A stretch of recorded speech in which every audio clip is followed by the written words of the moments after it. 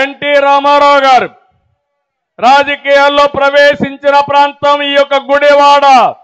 మొట్టమొదటిసారిగా ఎమ్మెల్యే అయింది ఈ గుడివాడ నుంచి. రాజకీయాలకు కొత్త నిర్వచనం చెప్పిన అన్నగారి రాజకీయ ప్రస్థానం ఇక్కడి నుంచే మొదలైంది. ఇలాంటి మహామహులు పుట్టిన తులసి వనం ఈ కృష్ణా తీరం. అలాంటి తులసి వనం ఈరోజు గంజాయి మొక్కలు పుట్టాయి ఇక్కడ. అవునా కాదా అని మిమ్మల్ని అడుగుతున్నా. అవును అంటే గట్టిగా చప్పట్లు కొట్టి చెప్పండి. ఈ గంజాయి మొక్కల్ని ఏరేయాలా లేదా అని మిమ్మల్ని అడుగుతున్నా. పవిత్రమైన ఈ మట్టిని మలినం చేస్తున్నారు. అధికారం అంటే బూతులు, దోపిడీ, క్యాసినోలు, పేకాటలు, కబ్జాలు. వింటున్నారా తమ్ముళ్ళు? నిన్న కూడా సంక్రాంతి వచ్చింది. మనకందరికీ సంక్రాంతి కోసం మనం ఊర్లోకి వస్తే ఈ దుర్మార్గులు క్యాసినోలు పెట్టి పేకాట ఆడించి మన దగ్గర డబ్బులు కొట్టేస్తున్నారంటే ఇంకా కొవ్వెక్కి విపరీతంగా మాట్లాడుతున్నారు. ఒకటే చెప్తున్నా, తెలుగుదేశం ఎవ్వరికీ భయపడదు. భయపడే సమస్య లేదు. ఈ రోజు ఉంది, రేపు ఉంది, ఎల్లుండి కూడా ఉంది. తొందరలో చెప్తాను మీ అందరి కథ. వదిలిపెట్టం, జాగ్రత్తగా ఉండమని హెచ్చరిస్తున్నా.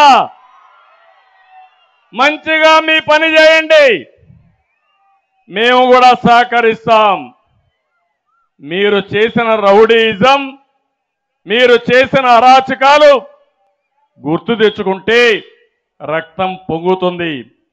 15 సంవత్సరాలు నేను అధికారంలో ఉన్నా. ఎన్టీ రామారావు గారు 8 సంవత్సరాల అధికారంలో ఉన్నారు.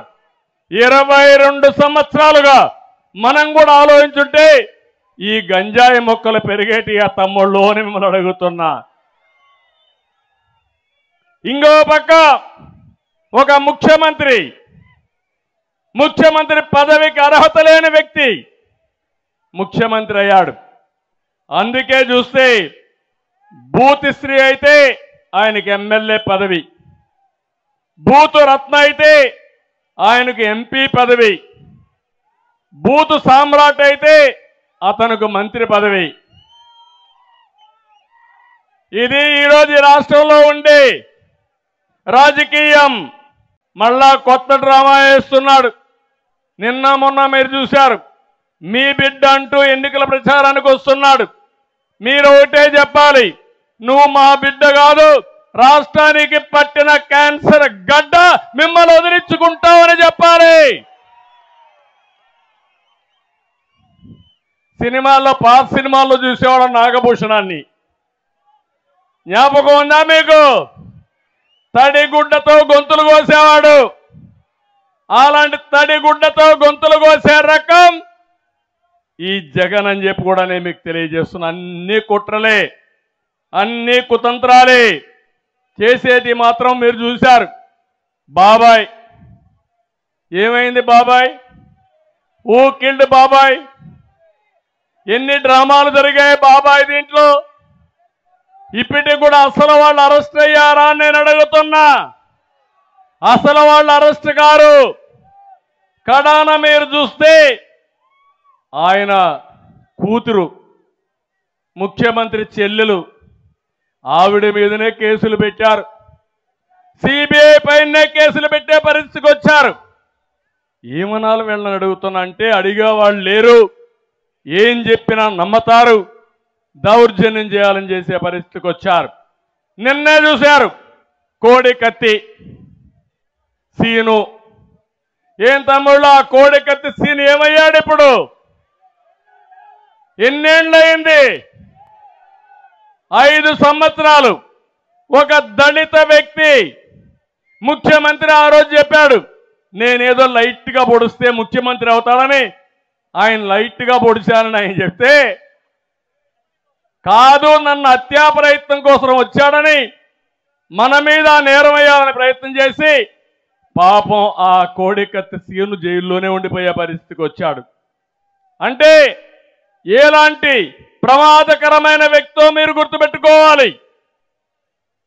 ఒక వ్యక్తి యొక్క ప్రవర్తన ఏ విధంగా ఉంటుందో ఇలాంటి వాళ్ళని చూస్తే మనకు అర్థమవుతుందని చెప్పి కూడా నేను మీకు తెలియజేస్తున్నా. ఇంకో పక్క మీరు చూడండి, అందరం మనం ఆలోచిస్తాం, మన చెల్లెలకు కూడా వాటా ఇస్తామా లేదా? ఆస్తిలో అందరికీ హక్కు ఇస్తామా లేదా? ఆస్తిలో సమాన హక్కు తెచ్చినటువంటి వ్యక్తి ఎవరు?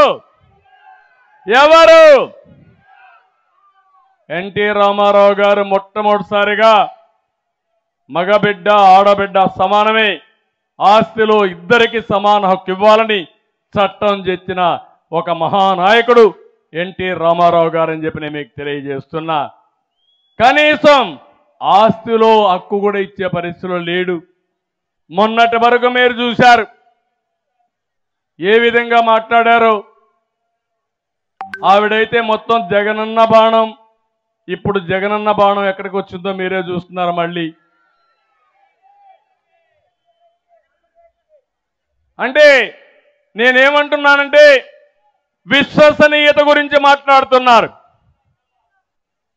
ఇదే మీ విశ్వసనీయత నేను అడుగుతున్నా.